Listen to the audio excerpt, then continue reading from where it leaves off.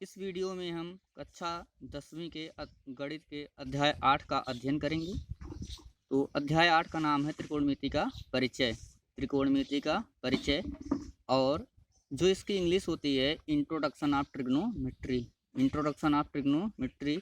Introduction का अर्थ होता है परिचय, ऑफ माने काके की और ट्रिग्नोमेट्री माने होता है त्रिकोणमिति। तो मैं आप सबसे यह निवेदन करूंगा कि आप मेरा वीडियो पूरा देखें। पूरा वीडियो देखने के बाद तब आप जो है इसको लाइक करें, शेयर करें, सब्सक्राइब करें और कमेंट करें। और मैं यह आशा करता हूं कि ये बेसिक पॉइंट्स हैं और अगर आप इन बेसिक पॉइंट्स को पूरा समझ लेते हैं तो आपके लिए ये चैप्टर एकदम से हवा हो जाएगा और आप इसको अच्छे से हल कर सकते हैं। तो और पूरा वीडियो देखने के बाद अगर आपको ये अच्छा लगे तो आप कमेंट बॉक्स में हमें ज़रूर बताएंगे, जिससे हम इसके आगे और भी वीडियो बना सकें और ज़्यादा से ज़्यादा आपकी मदद कर सकें और मेरा भी उत्साहवर्धन हो। तो आइए हम शुरू करते हैं। तो सबसे पहले किसी भी पाठ को पढ़ने से पहले उसके बारे में जान लेना आवश्यक होता है कि आखिरकार ये जो है त्रिकोणमिति, इसकी परिभाषा क्या होती है। इस पर हम चलते हैं। तो परिभाषा ये है, परिभाषा की जो इंग्लिश होती है वो होती है डिफिनेशन। डिफिनेशन का अर्थ होता है परिभाषा। तो त्रिभुजों से संबंधित अध्ययन गणित की जिस शाखा में किया जाता है उसे त्रिकोणमिति कहते हैं। त्रिभुजों से संबंधित अध्ययन गणित की जिस शाखा में किया जाता है उसे त्रिकोणमिति कहते हैं। त्रिकोणमिति का अर्थ है त्रिभुज का मापन। तो जैसा कि यहाँ पे आप देख रहे हैं कि ये त्रिभुज बना हुआ है, तो इस प्रकार के और भी त्रिभुज हो सकते हैं। हालांकि ये आपका ये समकोण त्रिभुज है, इसके अलावा भी और भी त्रिभुज हो सकते हैं। तो त्रिभुजों से संबंधित अध्ययन गणित की जिस शाखा में किया जाता है उसे ही त्रिकोणमिति कहते हैं। त्रिकोणमिति में कुछ महत्वपूर्ण बिंदु होते हैं जिन्हें जान लेना आवश्यक है। तो आइए हम उन पे बढ़ते हैं। तो पहला जो ये इम्पोर्टेंट पॉइंट है वो यह है कि त्रिकोणमिति में मुख्य रूप से समकोण त्रिभुज का अध्ययन किया जाता है। त्रिकोणमिति में मुख्य रूप से किसका? समकोण त्रिभुज। समकोण त्रिभुज किसे कहते हैं? तो ऐसा त्रिभुज जिसका एक कोण 90 अंश का होता है वह समकोण त्रिभुज कहलाता है। आप देख रहे हैं फिगर में, यहाँ पे कोण कितने अंश का है? 90 अंश का है यहाँ पे। तो इसलिए इसे क्या कहेंगे? समकोण त्रिभुज। और समकोण त्रिभुज में जान लेने वाली बात होती है कि समकोण त्रिभुज में समकोण के सामने की भुजा को क्या कहते हैं? आपका कर्ण कहते हैं। इसके बाद जो बची हुई दो भुजाएं हैं लंब कहेंगे और आधार कहेंगे। यहाँ पे आपका अगर ये न्यून कोण बताया जाएगा प्रश्न में तो इसके सामने की भुजा ये लंब होगी, और अगर इसे न्यून कोण बताया जाएगा इसके सामने भुजा ये लंब होगी। तो ये प्रश्न के आधार पर इनको लंब और आधार में बदला जाता है। तो जानकारी की इसमें बात क्या हुई कि इसमें समकोण त्रिभुज में सबसे बड़ी भुजा को कर्ण कहते हैं, बची हुई दो भुजाओं में से एक को लंब एक को आधार कहते हैं। आइए हम आगे बढ़ते हैं। तो हमारा जो दूसरा बिंदु है वो हमें ये जान लेना आवश्यक है कि त्रिभुज के तीनों अंतःकोणों का योग या जोड़ 180 अंश होता है। नहीं, अगर हम अंतःकोण का अर्थ होता है कि अंदर के कोण, तो कोण ए, कोण बी, कोण सी, ये तीनों क्या है? अंदर के कोण हैं। हमें अंदर ही देखना है, बाहर नहीं जाना कि इधर हम देखेंगे या इधर देखेंगे। तो त्रिभुज के तीनों अंदर के कोणों का, तो कोण ए, कोण बी और कोण सी ये दिख रहे हैं। और ये आपके कौन से कोण हैं? अंतःकोण। इसी तरीके से इसमें आइए, यहाँ पे एक्स वाई जेड ये भी आपके क्या हैं? अंतःकोण हैं। और पी क्यू आर ये भी क्या है? आपके अंतःकोण हैं। तो परिभाषा के अनुसार कोण ए, कोण बी, कोण सी, तो कोण ए प्लस कोण बी प्लस कोण सी बराबर 180 अंश। इसमें भी आइए फिगर सेकंड में, चित्र दूसरे में, तो कोण यक्स, कोण वाई, कोण जेड, कोण यक्स प्लस कोण वाई प्लस कोण जेड बराबर 180 अंश। इसी तरीके से जो हमारा ये चित्र नंबर 3 है इस पे देखते हैं। तो कोण पी प्लस कोण क्यू प्लस कोण आर बराबर कितना? आपका 180 अंश, जो कि यहाँ पे दिखाएगा कोण पी प्लस कोण क्यू प्लस कोण आर बराबर 180 अंश। आप इनको आर को पहले कर दीजिए या क्यू को बाद में कर दीजिए या कुछ भी कीजिए, उससे कोई फर्क नहीं पड़ता है। ये क्रम से भी हों चाहे उलट पलट के हों, उन सब का मान 180 अंश होगा ही। आते हैं जो हमारा पॉइंट थर्ड है वो मोस्ट इम्पोर्टेंट है और इसके बारे में आपको निश्चित रूप से जानकारी होना चाहिए। तो तीन मुख्य त्रिकोणमितीय अनुपात होते हैं, साइन, कास और टैन। साइन, कास और टैन। तो समकोण त्रिभुज के संबंध में ये भी देखिए, आपका समकोण त्रिभुज है, यहाँ पे 90 अंश का ये बना हुआ है। तो ये आपका कौन सा त्रिभुज है? समकोण त्रिभुज है। आप कुछ भी नाम दे सकते हैं। यहाँ पे आप यम, और यहाँ पे यन, और यहाँ पे आप ये यन हुआ आपका, और यहाँ पे आप वो कुछ भी नाम रख सकते हैं। तो ये आपका जो समकोण त्रिभुज के संबंध में साइन थीटा की जो वैल्यू होती है वो होती है लंब बटा कर्ण, यानी लंब बटा कर्ण। कास थीटा की जो वैल्यू होती है वो होती है आधार बटा कर्ण। क्या होती है आपकी? आधार बटा कर्ण, आप देख ही रहे हैं। और इसी तरीके से tan थीटा की वैल्यू होती है लंब बटा आधार। तो इसको तैयार करने के लिए हमें क्या करना होगा? हमारे लिए एक ट्रिक होती है लाल बटे कक्का, इसके आधार पे हम इनकी वैल्यू को तैयार कर लेंगे। तो सबसे पहला हमारा साइन है, तो साइन के लिए यल जो दिखाता है वो दिखाता है लंब को, ए दिखाता है आधार को, के दिखाता है कर्ण को।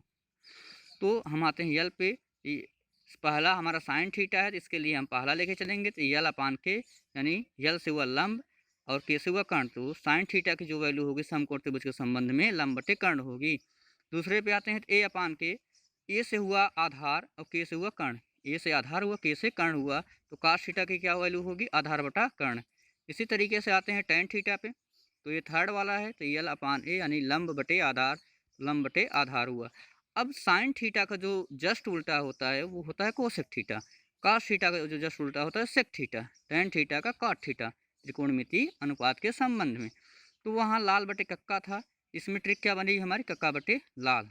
तो कोसेक थीटा पहला है, इसलिए इसका होगा के अपान एल से क्या हुआ? कर्ण अपान कर्ण बटे लंब। सेक थीटा से क्या हुआ? कर्ण बटे कितना आपका? आधार, तो कर्ण बटे आधार। ऐसे काट थीटा बराबर कितना हुआ आपका? आधार बटे लंब, या अपान कहिए आप या बटे कहिए, दोनों ही चीज़ें एक ही होती हैं। तो बस आपको क्या करना है कि ट्रिक याद कर लेनी है, लाल बटे कक्का, कक्का बटे लाल। तो लाल बटे कक्का से साइन कास और टैन का हो जाएगा, और ट्रिक सेकंड से कक्का बटे लाल से कोसेक सेक और काट का हो जाएगा। इसमें जो समकोण त्रिभुज के संबंध में जो सबसे महत्वपूर्ण बात है, मोस्ट इम्पोर्टेंट है, सबसे महत्वपूर्ण है, वो हमें जानना होगा कि पाइथागोरस प्रमेय या बौद्धायन प्रमेय के बारे में। तो ध्यान दीजिए, अगर हमें कर्ण का और आधार का इनका मान पता हो, जैसे इसका एक हो, इसका दो हो, तो हम इसका मान आसानी से क्या कर सकते हैं? निकाल सकते हैं। इसकी सहायता से पाइथागोरस प्रमेय या बौद्धायन प्रमेय की सहायता से क्या कर सकते हैं? हम इसको निकाल सकते हैं। अगर ये और ये पता है तो हम इसको निकाल सकते हैं। हमारे ये पता है और ये पता है, तो हम ये, जैसे आपको बताया कि ये भी निकाल सकते हैं। अगर दो भुजाएं पता हैं तो हम तीसरे को क्या कर सकते हैं? इस पाइथागोरस प्रमेय की सहायता से ज्ञात कर सकते हैं। तो पाइथागोरस प्रमेय या बौद्धायन प्रमेय कहते किसे हैं? इसकी परिभाषा क्या है?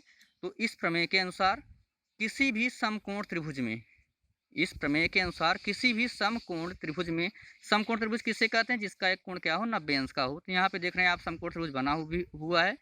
तो इस प्रमेय के अनुसार किसी भी समकोण त्रिभुज में सबसे बड़ी भुजा का वर्ग बची हुई दो भुजाओं के वर्गों के जोड़ के बराबर होता है। किसी भी समकोण त्रिभुज में सबसे बड़ी भुजा का वर्ग बची हुई दो भुजाओं के वर्गों के जोड़ के बराबर होता है। अर्थात ये हमारी सबसे बड़ी भुजा है। आपको बताया भी गया था कि इस समकोण त्रिभुज में सबसे बड़ी भुजा क्या होती है? कर्ण होती है। तो ये जो कर्ण का वर्ग होगा, ये लंब के वर्ग और आधार के वर्ग का क्या होगा? बराबर होगा। तो अर्थात यहाँ लिखा गया है कर्ण का वर्ग, यानी इस बड़ी भुजा का वर्ग, बराबर लंब का वर्ग और प्लस आपका किसका? आधार का वर्ग। तो इस तरीके से हमें ये याद करना जरूरी है कि जो पाइथागोरस प्रमेय होती है या बौद्धायन प्रमेय होती है वो होती क्या है? कर्ण का वर्ग बराबर लंब का वर्ग धन आधार का वर्ग।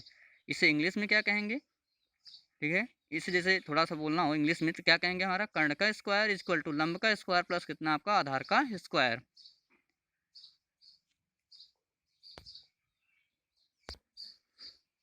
और हमें एक विशेष बात जान लेनी चाहिए कि जो tan थीटा की वैल्यू होती है वो होती है sine theta upon cos theta, और काट थीटा की क्या होती है? Cos theta upon sine theta. tan theta की वैल्यू क्या होती है? tan थीटा बराबर साइन थीटा बटे कॉस थीटा, या काट थीटा बराबर हमारा आपका क्या होता है? कॉस थीटा बटे साइन थीटा। तो ये भी बात हमें ध्यान में रखना है। आइए आते हैं प्रतिलोम त्रिकोणमितीय अनुपात। प्रतिलोम का अर्थ होता है उल्टा। तो इसके लिए मैंने बहुत ही ज़बरदस्त ट्रिक तैयार की है। जैसे लाल बटे कक्का, कक्का बटे लाल के बारे में बताया था, आप पहले ही पढ़ चुके हैं त्रिकोणमितीय अनुपात में। वैसे ही इसके बारे में भी मैंने बहुत ज़बरदस्त ट्रिक बनाई है, और वहाँ भी मैंने बताया था यही चीज़ यहाँ पे भी आप देखेंगे कि साइन थीटा का उल्टा क्या होता है? कोसेक थीटा, मैंने बताया ही था। तो साइन थीटा बराबर 1 upon cosec theta, cosec theta बराबर 1 upon sine theta, cos theta बराबर 1 upon sec theta, sec theta बराबर 1 अपॉन कॉस थीटा। इसी तरीके से tan थीटा बराबर 1 अपॉन कॉट थीटा और काट थीटा बराबर 1 अपॉन tan थीटा। तो हमारी ट्रिक क्या है, प्रतिलोम काश सेक के लिए, तो काश का प्रतिलोम सेक है ही, प्रतिलोम काश सेक के लिए टैन को काट साइन को सेक कर भोजन पकाया। प्रतिलोम काश सेक के लिए मान लीजिए दो ये मेहमान आए थे काश और सेक, तो इनके लिए टैन को काट दिया गया और साइन को सेक कर भोजन पकाया गया। तो ट्रिक क्या है, प्रतिलोम काश सेक के लिए टैन को काट साइन को सेक कर भोजन पकाया। बस यही आपको याद कर लेना है। तो प्रतिलोम, अब काश का सेक होता है तो काश का सेक प्रतिलोम है ही, टैन का काट तो टैन का काट है ही, और साइन को सेक तो साइन का कौन प्रतिलोम है, आपका कोसेक है। तो इस तरीके से प्रतिलोम त्रिकोणमितीय अनुपात हमारे तैयार हो जाएंगे। आते हैं, बस आप हमारे साथ बने रहिए। मैं यह गारंटी के साथ कह सकता हूँ कि आप अगर मेरे साथ बने रहते हैं तो निश्चित रूप से आपको परेशान होने की ज़रूरत नहीं पड़ेगी, आप इन मानों को आसानी से तैयार कर लेंगे। आते हैं जो हमारी वो पॉइंट हमारा 5 है, पॉइंट 5 में 0 और 90 डिग्री के त्रिकोणमिति के अनुपात के बारे में यहाँ पे जानकारी दी गई है।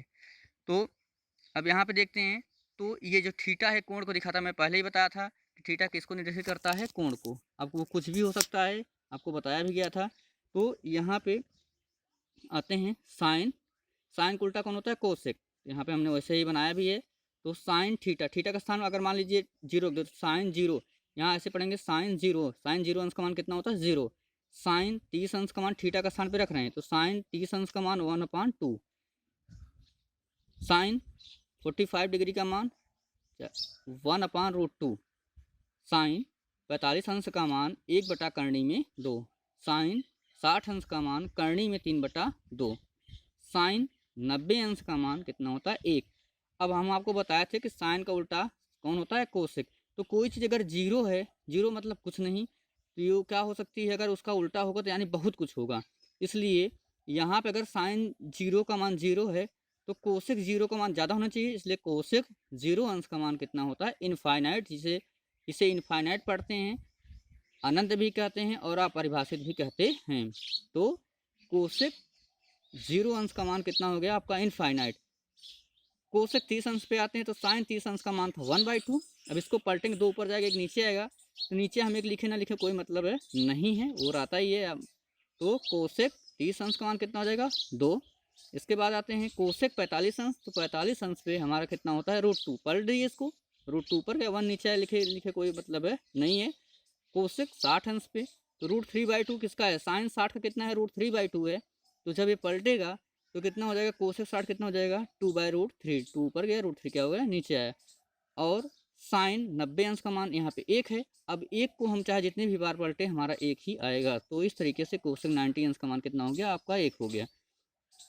तो क्लियर हुआ, साइन 0 का मान 0, साइन 30 अंश का मान 1/2, साइन 45 का मान 1/√2, साइन 60 अंश का मान √3/2, साइन 90 का मान 1, कोसेक 0 अंश का मान कितना आपका इनफाइनाइट, कोसेक 30 अंश का मान 2, कोसेक 45 अंश का मान कितना आपका √2, कोसेक 60 अंश का मान कितना आपका 2/√3, और कोसेक 90 अंश का मान कितना आपका 1। केवल आप एक को याद कर लेंगे तो दूसरा आपका इसका अपोजिट होता है, वो अपने आप ही क्या हो जाएगा, तैयार हो जाएगा। गणित कोई रटने की चीज़ नहीं होती है, गणित केवल समझने की चीज़ होती है, और समझकर उसका अच्छी तरीके से अभ्यास करने से हमारी गणित क्या होती है, तैयार होती चली जाती है। आते हैं इसी तरीके से यहाँ पे हम ये देखिए कोण बना हुआ है। इसके बाद यहाँ भी टैन, टैन को उल्टा मैंने आपको काट बताया ही था। तो टैन थीटा का स्थान अगर हम 0 रखते हैं, टैन 0 का मान 0, टैन 30 का मान 1/3, टैन 45 का मान 1 होता है, और टैन 60 का मान होता है कर्णिम 3, और टैन 90 अंश का मान होता है इनफाइनाइट, या जिसे हम अनंत कहते हैं। यहाँ पे मैंने इनफाइनाइट लिख दिया है जिससे आप कंफ्यूज ना हो। यहाँ पे भी इनफाइनाइट इसकी स्पेलिंग लिखी गई थी, अपरिभाषित बताया गया था। तो इसी क्या हुआ हमारा, टैन 0 अंश का मान 0, टैन 30 अंश का मान 1/3, टैन 45 अंश का मान 1, टैन 60 अंश का मान कर्णिम 3, और टैन 90 अंश का मान कितना होता है इनफाइनाइट।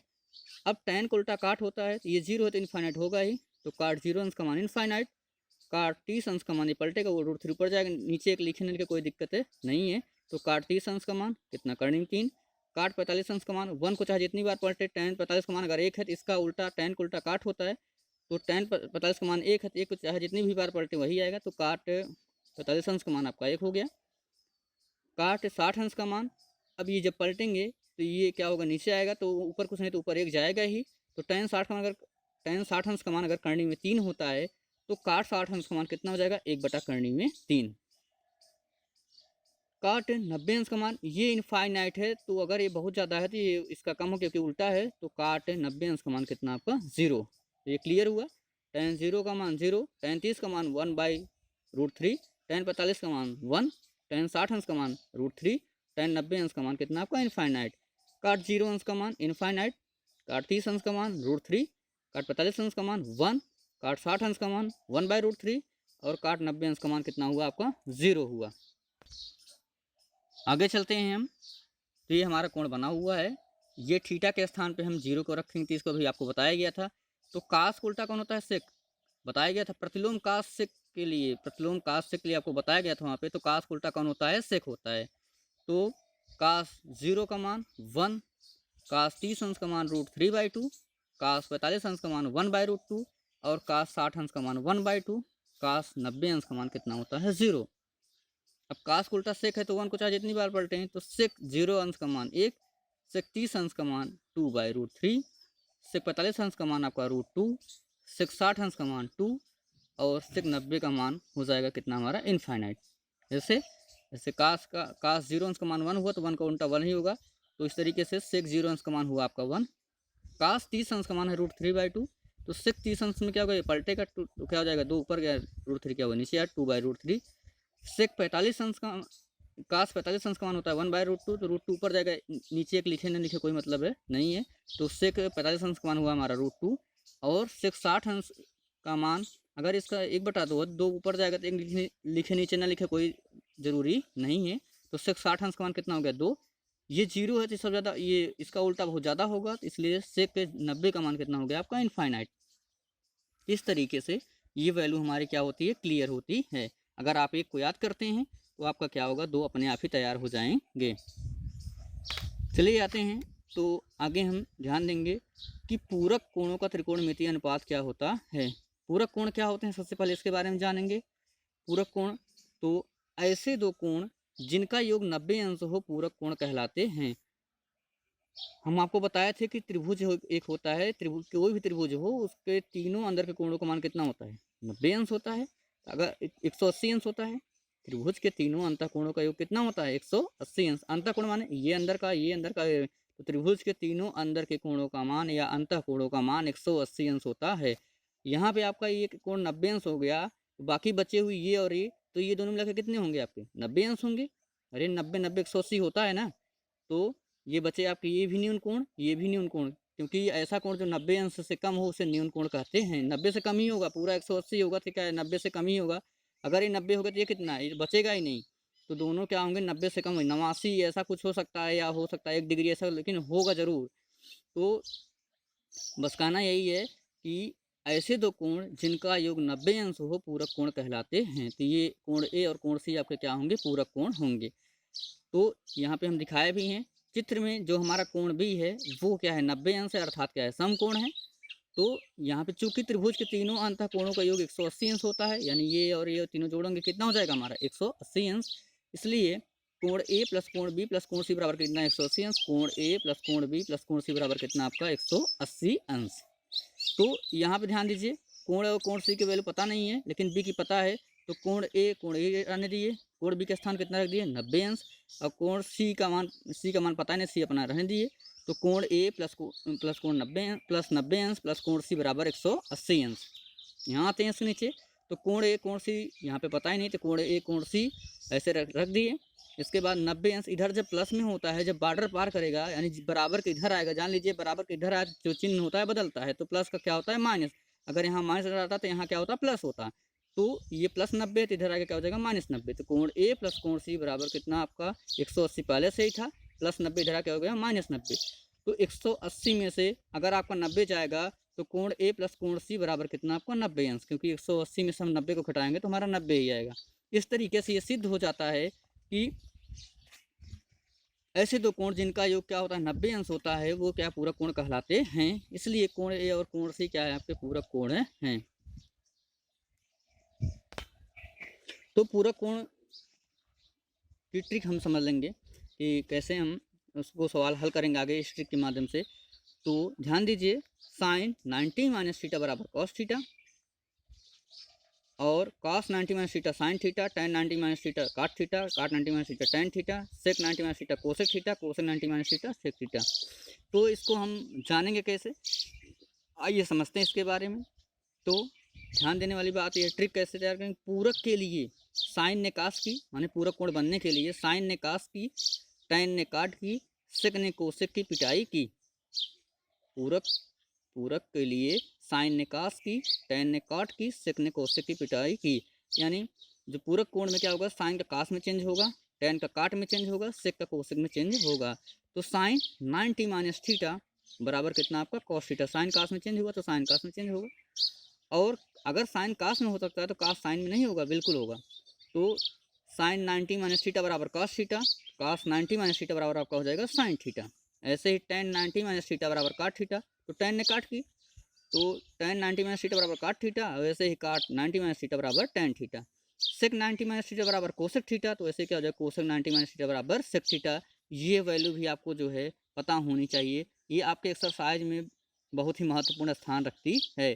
बस ट्रिक क्या है हमारी, पूरक के लिए साइन ने कॉस की, टेन ने कॉट की, सेक ने कोसेक की पिटाई की। आगे बढ़ते हैं, हम त्रिकोणमितीय सर्वसमीकरणों के बारे में समझेंगे। तो त्रिकोणमितीय सर्वसमीकरण, इसके लिए जो हमारी ट्रिक है ये भी हमारी एक्सरसाइज 8.3 के लिए बहुत ही आवश्यक है। तो ट्रिक हमारी है, स्क्वायर के लिए साइन ने कास की, टेन ने सेक की, कॉट ने कोसेक की पिटाई की। बस वहीं जहाँ पे पूरक के लिए था वहीं पे हम क्या कर देंगे स्क्वायर के लिए। तो यहाँ ध्यान दीजिए, साइन ने कास की, स्क्वायर माने घाते दो होता है, ऊपर अगर दो लग जाए तो इसे घाते दो पढ़ते हैं, इसे घाते दो चाहे स्क्वायर कहिए चाहे घाते दो कहिए। तो साइन ने कास की, तो sine square theta plus cos square theta बराबर 1। इसे sine square theta plus cos square theta बराबर 1। अगर यहाँ से कास स्क्वायर थीटा की वैल्यू निकालेंगे तो मैंने बताया था यहाँ कुछ भी ना हो तो यहाँ क्या है आपका प्लस जरूर है, तो प्लस इधर से इधर जाएगा तो क्या हो जाएगा माइनस। तो कास स्क्वायर थीटा की वैल्यू क्या हो जाएगी, यहाँ 1 पहले से ही था, यहाँ प्लस गया इधर तो क्या हो गया माइनस साइन स्क्वायर थीटा। तो कास स्क्वायर थीटा बराबर 1 minus cos sine square theta, cos square theta बराबर 1 माइनस साइन स्क्वायर थीटा। अब यहाँ से अगर हम साइन स्क्वायर थीटा निकालते हैं तो ये प्लस में है, उधर जाएगा क्या हो जाएगा आपका माइनस में होगा। अरे माइनस को ऋण कहते हैं। तो साइन स्क्वायर थीटा बराबर 1 माइनस कास स्क्वायर थीटा। आते हैं जो हमारी दूसरी सर्वसमीकरण है। अब टेन ने सेक की, टेन ने सेक की, तो सेक और टेन में संबंध होगा, तो sec square theta minus tan square theta बराबर 1। Sec square theta minus tan square theta बराबर 1। अगर यहाँ से सेक स्क्वायर थीटा बराबर निकालेंगे, यहाँ पे माइनस टेन स्क्वायर थीटा है, उधर जाएगा तो प्लस में हो जाएगा, क्योंकि माइनस क्या होगा इधर आके प्लस होगा, बताया भी गया अगर यहाँ प्लस होता तो यहाँ माइनस होता, लेकिन यहाँ माइनस यहाँ क्या होगा आपका प्लस होगा। तो सेक स्क्वायर थीटा बराबर 1 है ही, यहाँ पे माइनस जाके प्लस होगा, तो 1 प्लस टेन स्क्वायर थीटा। और यहाँ पे अब टेन स्क्वायर थीटा को हम इधर ला लेंगे कोई, क्योंकि माइनस चिन्ह के साथ ये अच्छा दिखेगा नहीं, और हम माइनस बोल भी नहीं सकते, बोल सकते हैं लेकिन क्या है कि इसको प्लस में ही कर लेना अच्छा रहेगा। तो टेन स्क्वायर थीटा को हम इधर लाएंगे तो ये माइनस टेन स्क्वायर थीटा था, ये क्या हो जाएगा आपका टेन स्क्वायर थीटा हो जाएगा। और सेक स्क्वायर थीटा, ये 1 इधर क्या है आपका प्लस में, इधर क्या होगा माइनस में होगा, तो 1 उठा के लाया, इधर क्या होगा -1। तो टेन स्क्वायर थीटा बराबर सेक स्क्वायर थीटा -1। अब आते हैं ट्रिक थर्ड पे। तो cosec square theta minus cot square theta बराबर 1। हमने बताया था कि कॉट ने कोसिक की, तो कॉट और कोसिक में संबंध होगा ना, तो cosec square theta minus cot square theta बराबर 1। अब देखिए यहाँ पे, तो अगर यहाँ से कोसिक स्क्वायर थीटा की वैल्यू निकालना चाहेंगे तो काट इधर आएगा, इधर माइनस इधर क्या होगा प्लस होगा, तो कोसिक स्क्वायर थीटा बराबर 1 प्लस काट स्क्वायर थीटा।